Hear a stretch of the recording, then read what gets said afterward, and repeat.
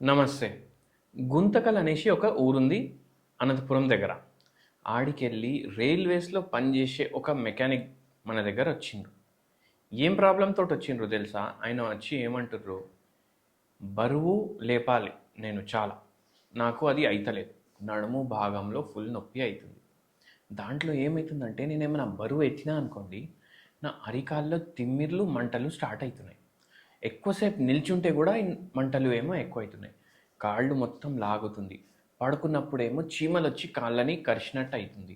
ఏముంది దీనికి సమస్య అనేసి డాక్టర్ దగ్గర పోతే, ఆ డాక్టర్ ఊర్లో మన బ్రెయిన్కి సంబంధించిన ఒక ఆయన ఉన్నారు. ఆయన ఏమన్నారంటే ఈ ప్రాబ్లంకి ఆపరేషన్ చేయాలి.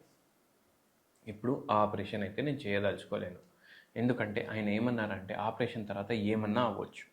మంచిగా కూడా అవ్వచ్చు, లేకపోతే మొత్తం కాళ్ళు పడిపోవడం అట్లా కూడా జరగవచ్చు. ఈ ప్రాబ్లం తోటి మనది ఎవరో ఇచ్చిండ్రు రెఫరెన్స్. గుంతకల్కి వెళ్ళి వచ్చిండ్రు. గుంతకల్ నుంచి వచ్చి ఇవన్నీ చెప్పారు. ఇప్పుడు మీ మానసిక బాధలు ఏమున్నాయి చెప్పండి అనేసి చెప్పినాం. మానసికంగా ఏముంటాయి బాధలు? మాకు ఇప్పుడు గవర్నమెంట్ జాబ్ అంటే అందరూ ఏమనుకుంటారు, అరే హాయిగా ఉంది, వీళ్ళకి అన్నీ ఫ్రీ ఉంటాయి, అన్నీ మంచిగా నడుస్తున్నాయి. కానీ ఇంక అట్లా లేదు.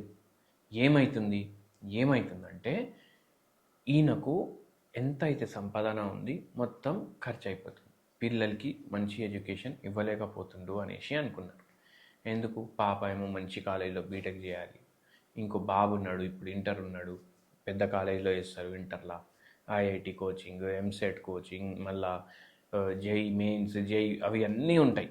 అవన్నిటికీ కోచింగ్లు నడుస్తున్నాయి.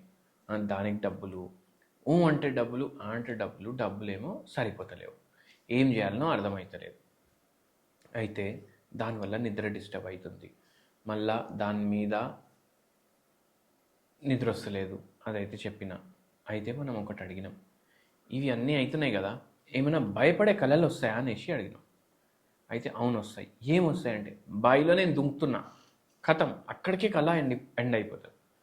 మళ్ళీ ఏమవుతుంది దాని తర్వాత? దాంట్లో స్విమ్మింగ్ చేస్తారా, ఏం చేస్తారంటే అట్లా ఏం చేయను. కానీ ఒక్కొక్కసారి ఏమనిపిస్తుంది అంటే, నెక్స్ట్ డే మార్నింగ్ నా శవం దాంట్లోకి వెళ్ళి ఎవరో తీస్తున్నారు.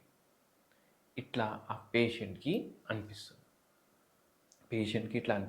సరే, స్ట్రెస్ కూడా ఉంది. మళ్ళా ఇప్పుడు మెకానిక్ పని అంటే చాలా హెవీ పని ఉంటుంది. అయితే ఈ పేషెంట్కి ఇట్లా హెవీ పని, నిద్ర చక్కగా లేకపోవడం, టెన్షన్లు, ఇవన్నిట్లో ఏమైందంటే నడుము భాగంలో ఏదైతే మెయిన్ నరం ఉంటుంది దాన్ని స్పైనల్ కార్డ్ అంటారు. దానికి కంప్రెషన్స్ వచ్చినాయి. ఇప్పుడు మీరు ఇట్లా మెడకి ఫీల్ చేసి చూడండి, వీప్లో, నడుములో ఇట్లా ఫీల్ చేసి చూస్తే మీకు బొక్కలు మీరు ఫీల్ చేసుకోగలుగుతారు.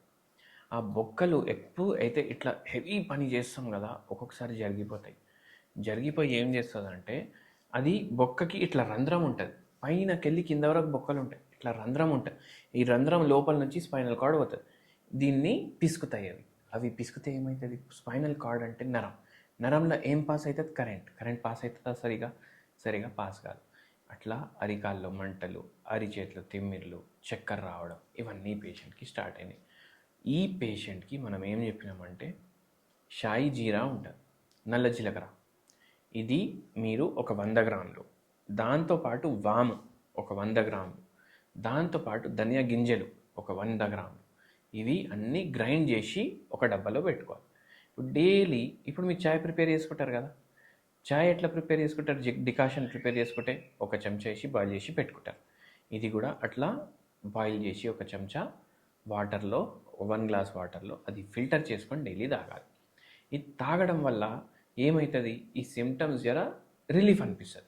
దాంతోపాటు మనం హోమియోపతి మందులు ఇస్తాం. ఈ హోమియోపతి మందులకి భగవంతుడి దయతోటి మొత్తం ఈ ప్రాబ్లం తగ్గుతుంది. అయితే మీరు కూడా ఇట్లా చేయొచ్చు అండ్ రిలీఫ్ పొందొచ్చు. బై ఛాన్స్ పూర్తిగా తగ్గాలి, హోమియోపతి మందుల కోసం మనకు సంప్రదించవచ్చు. Thank you.